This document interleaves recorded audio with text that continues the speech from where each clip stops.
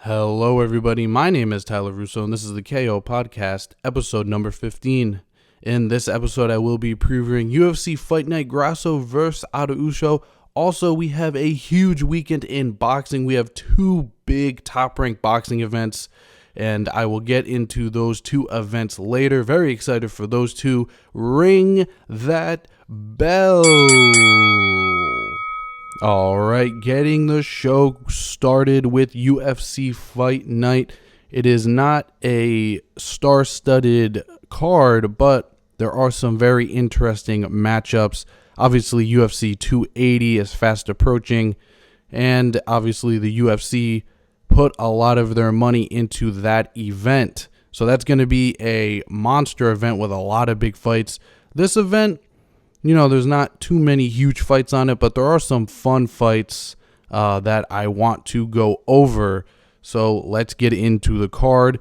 The first fight is a welterweight fight, and that is Mike Jackson taking on Pete Rodriguez. Mike Jackson, best known for beating CM Punk, but then that win was overturned, and he actually got his first career win his last time out. And that was against Dean Barry, and he won by disqualification. That was a really weird fight. He's going up against Pete Rodriguez, who he lost his last UFC fight, but that was on short notice. So be interesting to see how Pete Rodriguez does with more time in preparation. Moving on, we got a flyweight bout. We got Tashuri Tahara taking on CJ Vergara. And Tashuri Tahara, very highly touted prospect in this flyweight division, so keep an eye on him. You could be getting a glimpse into the future of the flyweight division in that fight. Moving on, we have a women's strawweight bout. We got Pereira Rodriguez, who is 8-0. She's taking on Sam Hughes, who's always, a very tough fight. Moving on, we have a middleweight bout. We got Nick Maximov taking on Jacob Malkoun. Nick Maximov, coming off of his first ever career loss, he got submitted in his last fight. It was a very quick submission, so very interested to see how he responds in this fight. Moving on, we have a bantamweight matchup. We got Rafael Assunção taking on Victor Henry, and Rafael Assunção, very, very interesting fighter. He is 40 years old, but throughout his career, he has beaten some huge names. Just to list a few, he's beaten TJ Dillashaw by split decision, Pedro Munoz by unanimous decision. He's beaten Aljamain Sterling by split decision, Marlon Moraes by split decision, Ralph Font by unanimous. But his last four fights, he has not been victorious. He's lost to Marlon Moraes by submission. He's lost to Corey Sandhagen by decision. And these two last losses, they're pretty concerning, in my opinion. He got KO'd by Cody Garbrandt, and he got KO'd by Ricky Simone. So definitely he is on the downward trajectory in his career. Like I said, he is taking on another veteran, Victor Henry. And Victor Henry, he's coming off of two straight wins. One was a submission and one was a unanimous decision. So very interesting to see if Assunção can get a W. And, like I said, he's beaten some huge names in this bantamweight division, but hasn't gone his way the past couple fights. Moving on to the main card, unfortunately, we had Neil Magny and Daniel Rodriguez fall out of this fight card. I would have made the card a little bit better. That was unfortunate. I think that fight has gotten moved. Moving on to the opening fight of this main card, we got a light heavyweight bout. We got Misha Kurinov taking on Alonzo Menifield. That's going to be a fun fight. Alonzo Menifield, a very, very strong fighter. He's just got muscle on muscle. He's a pretty jacked guy, and he won his last fight due to elbows. He dominated that fight against Askar Mazarnov. I don't know. That was another weird fight. Not really for Menifield, but for Askar. I don't know, his record was all over the place, and he's also been like suspended for a year or something by USADA. But anyways, Metafield handled him very well, dominated the fight, finished him with elbows. And taking a look at Misha Kurnoff, he lost his last fight to Wellington Turman, and that was by submission. So, you know, he's on a 3-fight losing streak. So definitely he is in a must-win situation. You know, it's always hard to break losing streaks. But yeah, he definitely could be fighting for his job this fight. So, you know, this fight it means a lot to to Kurnoff. So let's see how he does, and let's see if he steps up to the moment. Moving on, we have a middleweight bout. We got Jordan Wright taking on Dusko Todorov, and this fight is going to be fun while it lasts. I'm going to predict that this fight doesn't get out of the first round. Both of these guys like to keep the fight standing. You got Jordan Wright, the Beverly Hills Ninja, coming off of 2 losses. He's been stopped by punches 2 times in his UFC career. He came into the UFC undefeated, but he got KO'd by Jaquan Buckley. He also got stopped by Bruno Silva. Both of those guys are very, very tough.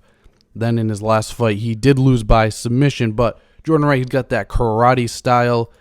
So always really entertaining to watch him. And then Dusko Turnoff, he is also coming off of a loss, and that was a KO elbow. So pretty brutal loss his last time out.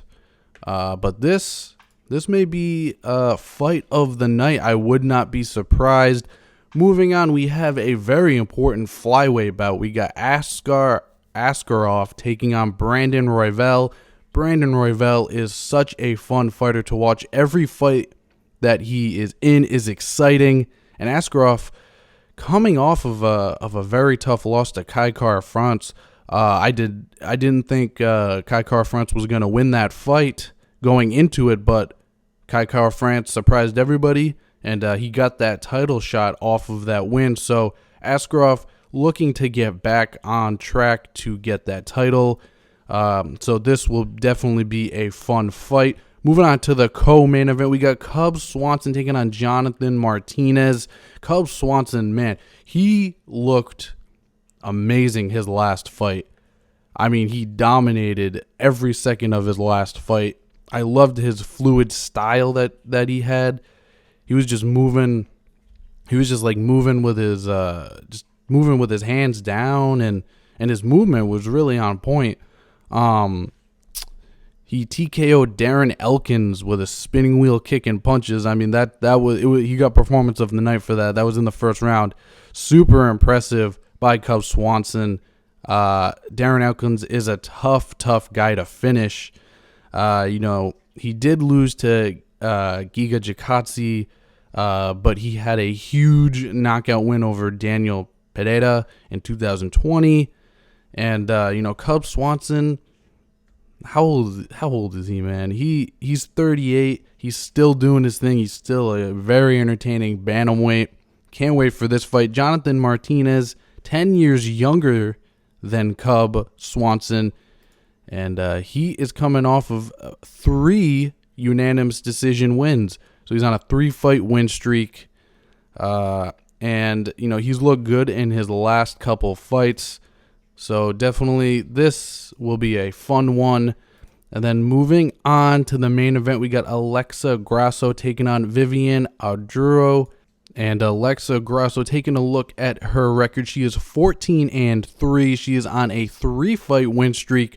Her last win coming against Joanne Wood, and that was by a rear naked choke.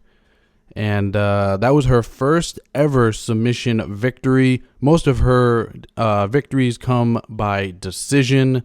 Now let's take a look at her opponent, Aduro, and she is 11-3, and she's definitely been in the UFC for quite some time. She's been in the UFC since 2019, and she is on a 1-fight win streak. She won her last fight against Andrea Lee, and she had some adversity in the first round. She got dropped, but grappled her way to victory. Before that, she had a decision loss to Caitlin Corgian. I think I messed up her name. I'm sorry. But then the fight before that, she beat Roxanne Modafferi by unanimous decision.